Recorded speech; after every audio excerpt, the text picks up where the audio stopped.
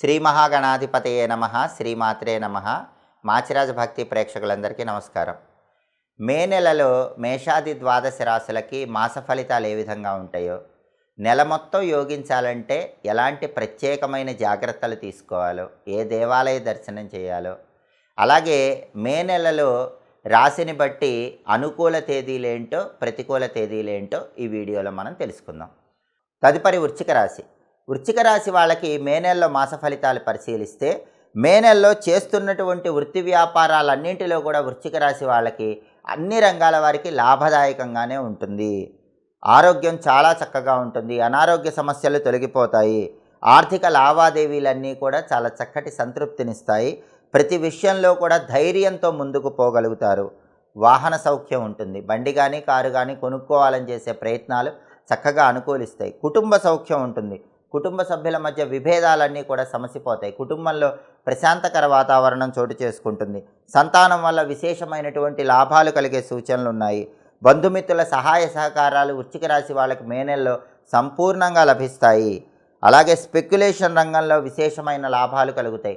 Rate తక్కువ ఉన్నప్పుడు సరుకు తెచ్చుకోవటం, రేటు వచ్చాక సరుకు అమ్మటం, దీన్ని స్పెక్యులేషన్ వ్యాపారం అంటారు. ఈ స్పెక్యులేషన్ వ్యాపారంలో లాభాలు వచ్చే యోగం వృశ్చిక రాశి వాళ్ళకి మే నెలలో కనిపిస్తుంది.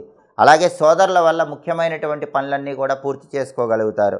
అలాగే శత్రువుల వల్ల ఇబ్బందులు ఉన్నప్పటికీ అంతిమంగా శత్రువుల మీదే పైచేయిగా ఉంటుందని చెప్పుకోవాలి. భార్యాభర్తల మధ్య చక్కటి అవగాహన ఏర్పడుతుంది, దాంపత్యంలో అనుకూలత పెరుగుతుంది, వృత్తి ఉద్యోగ వ్యాపార రంగాల్లో తిరుగులేని విధంగా అత్యుత్తమ స్థాయికి ఎదగగలుగుతారు. ప్రధానంగా వృశ్చిక రాశి వాళ్ళకి మే నెలలో దేవగురువైన బృహస్పతి సప్తమ సంచారం వల్ల పెళ్ళిళ్ళు నిశ్చయమవుతాయి. చాలా కాలంగా వివాహాలు ఆలస్యమవుతున్న వాళ్ళకి, వృశ్చిక రాశి వాళ్ళకి మే నెలలో వివాహాలు నిశ్చయమయ్యే యోగం ఉంది. అలాగే భాగస్వామ్య వ్యాపారాల్లో కూడా మంచి లాభాలు వచ్చే అవకాశం ఉంది. కుటుంబ జీవితం బాగుంటుంది, కుటుంబ జీవితం ఉల్లాసంగా ఉత్సాహంగా చాలా చక్కగా గడపగలుగుతారు.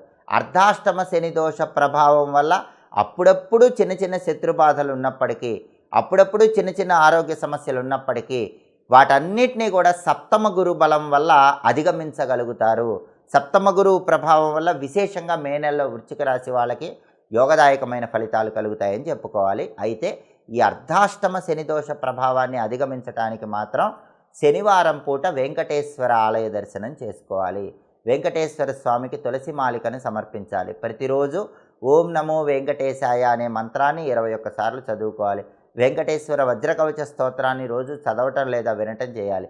వీలైతే ఈ నెలలో 7 శనివారాల వ్రతం ప్రారంభిస్తే కూడా వృశ్చిక రాశి వాళ్ళకి చాలా అద్భుతమైన శుభ ఫలితాలు కలుగుతాయి.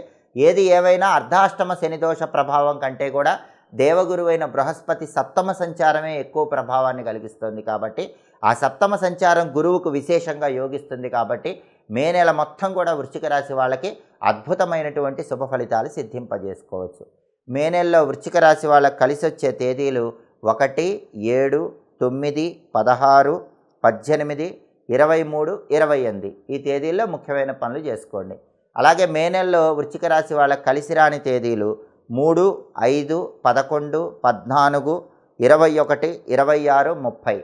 అనుకూల తేదీల్లో ముఖ్యమైన పనులు చేయండి, ప్రతికూల తేదీల్లో ఎలాంటి పనులు చేయకండి.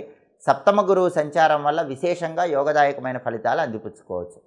ఇవి మేషాది ద్వాదశ రాశులకి మే నెలలో మాస ఫలితాలు. ప్రతి నెలలో మాస ఫలితాలు తెలుసుకోవాలనుకుంటున్నారా? అయితే మా మాచిరాజ భక్తి ఛానల్ని తప్పకుండా చూడండి.